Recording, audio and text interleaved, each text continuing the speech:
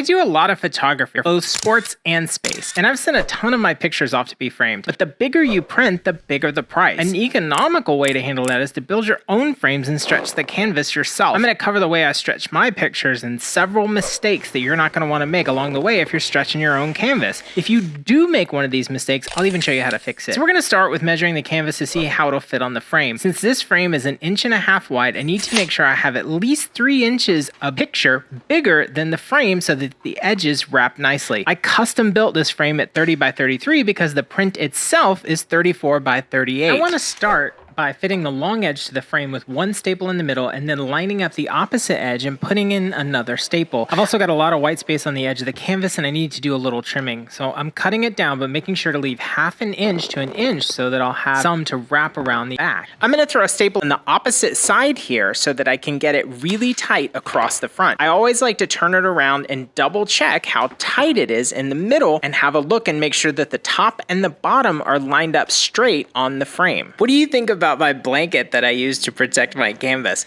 Bonus points if you can guess where it's from. Once you're good with the horizon of the photo or whatever parallel you're lining up against, you want to go to the short side of the frame and tack in a staple on the other 2 sides. So I'm going to start with my 3rd staple here on the bottom side of the canvas, and then I'm going to pick it up and rotate it around so I can get to the 4th side. But I notice that I have way too much material here, so I take this nice pair of scissors to trim off the excess, being sure to leave enough to clamp a staple to on this side. And guys, these 11-inch tough built shears are amazing. I'll throw a link down in the description below on Amazon. I'm going to use this 4-inch canvas stretching tool so that I can stretch the 4th side or the short side of this canvas super tight in a cross pattern. What you see here is I want to make sure that there's absolutely no wrinkles across the front, middle, and the top and bottom middle. So basically the front center should be as taut as a drum right now. Once you get those 4 staples in and are comfortable with it, depending on the size, I want to go on each side of the staples I already have in. Kind of like mounting a tire where you're going directly across from the last staple and then moving to a perpendicular side and doing the same thing. The stretch is very important here. So I'm going to stretch it as tight as I can and then put 1 staple in on each side of the single staple that I have on the left and the right side. So I just stapled the left side and now I'm going to work on the right side. For context, I use a 420 GSM or grams per square meter thick matte canvas for my canvas frames. And that way I don't have to worry about it ripping or tearing when I'm putting the frame together and stretching it as far as possible. But one thing to remember is that the thicker the paper, the tougher those corners are going to be to fold over and keep hidden. Also, the thicker the paper, the less paper you're going to get per roll when you order it. So you can go for a thinner paper size. I think Walgreens uses a 320 GSM paper, but I feel like the thicker the paper, the higher the quality of product that you're going to turn out in the end. So now I'm going to take the top and the bottom of this canvas and stretch those out, throwing in a couple of staples on each side. This part is a little bit wider than the long part that I did, so I'm going to throw in a couple of extra staples on the top and bottom, and then in the end I'm going to check taut of the canvas by tapping the middle of it and making sure that we're stretched really tight. I like to stretch the canvas as tight as possible and then rotate it, throw in an extra staple, and then rotate it again and throw in an extra staple until I work my way around the canvas to about 6 inches from each corner, because I'm going to need 6 inches of canvas to be able to work the corner effectively and fold it under like I want to. I can't emphasize this enough, but as I stretch this final side, I want to make sure that it is as tight as I can possibly get it. Your canvas may settle a little bit over time, and then you'll end up having to come back, pull the staples out, and re-stretch it so that it's tight across the entire canvas, because no one wants to see those riffles in the front side of the canvas. I'm going to take my shears and trim up this last edge before I jump into the corners. Corners look challenging, but they generally aren't that difficult once you've done a few. The thing to remember with your corners is that you want to create your folded edge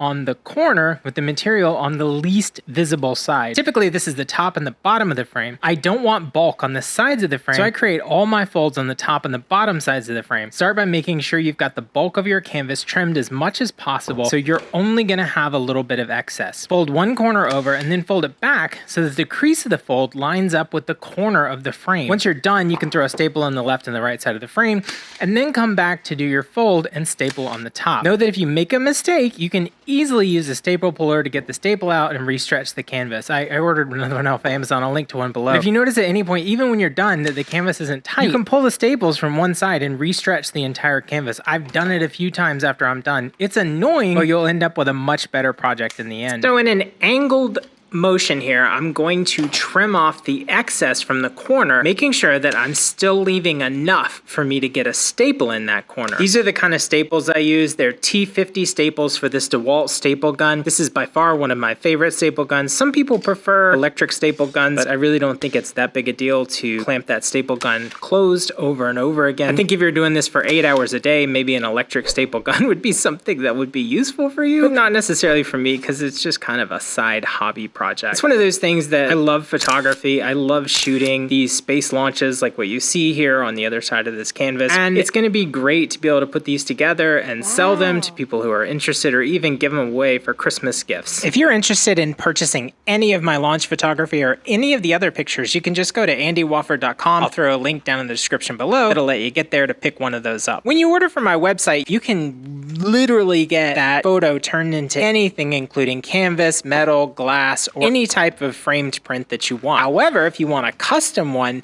just let me know and I'll see if I can crank one out for you. This is one of the custom ones, like I was saying, at 30 by 33 and is available for purchase if it's something that you're interested in. I have a lot of launch photos though. Wow. So I figured at this point it was nicer to just be able to go ahead and put these together myself because I just can't afford to keep buying those 16 by 20s from Walgreens or ordering more expensive ones unless there's a buyer already identified. I'm making these folds on the top part of the frame so that when you hang the canvas, you won't see the folds on the sides of the canvas as you're looking at the front. You'll only have them on the top and the bottom, which are harder to see. I'm going to show you all the corners folded together so you can get an idea of what that looks like, how I fold them, and the staples that I put in to hold those pieces together. I often trim off some excess and I often re-stretch the corners before I throw in those last few staples. A couple of mistakes that you can make while you're stretching your canvas. Make sure that you're stapling the long side first. So in this case, this is a 30 by 33. I want to staple that 33-inch side first. Another one is not working in a high humidity environment. That's really important because the canvas will soak in that moisture. It'll actually expand with the moisture in it. And then if the canvas goes to a drier environment, it'll pull up even tighter. But you want to make sure that you stretch those as tight as possible while you're stretching your canvas. A third thing that you can do is add stretcher bars to your canvas after you wrap it. That way you're stretching it after you've already pulled your stretch tight. And then one of the last mistakes that you can make, cutting too much material off the sides and the corners that doesn't allow you to stretch and staple it effectively. So when I'm near the end, after I finish all of my corners, I want to go all the way back around the canvas frame and make sure that I have a staple every 3 or 4 inches all the way around, because I don't want to allow for any slack at any point later on after the canvas is hung up on a wall. So you can see me here as I go around and make sure that I add in extra staples in between all of the other staples. Once you're done with the stretch, you can flip it over and then lightly tap it with your finger to make sure that all areas of the canvas are tight. If you're not wearing gloves, you may want to do this on the back side of the canvas so that you don't leave any fingerprints on there. I like to flip the canvas over and trim any excess from the back edge of the frame. It gives a cleaner look and shows that you really care about what you're putting together. Plus, there's a small amount of satisfaction in trimming that edge off. Personally, I like to use an X-Acto knife for this process and just follow the wood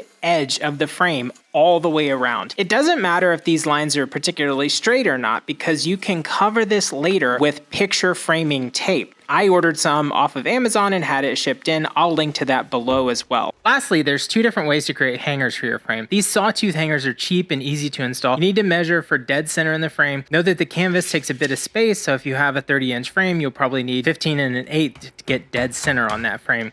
You can also mount eyelets and run some wire in between the two for a hanging solution. That may give the mounter a bit more flexibility when they actually hang your work. You do need a few tools to get this done. I'll show them to you as we move along, but know that everything is is linked in the description below that you'll need to wrap your own canvas. Bonus points if you can guess where my blanket is from. Leave that down in the comments below. But suffice it to say, you'll need to make sure the surface that you're stretching on has protections like a blanket or something below it. And if your canvas is matte, you'll probably want to wear gloves to keep the oil from your fingers rubbing off onto the canvas. And hey, you've put a lot of work into this, so don't forget to sign it so that you have your name on artwork. It really helps too, because if someone else sees your artwork hanging in someone else's house, maybe they want to buy it so they see your name, they maybe ask a question, or they can go back and Google you and get more of your artwork. Very important. I bought this silver tip Sharpie, and that's the one that I'm using to sign because most of my canvases are really dark. If you want to see a video on how I made the frames, let me know down in the comments below and I'll see if I can churn one out. I appreciate you watching. Please click like and subscribe, and I'll see you on the next one.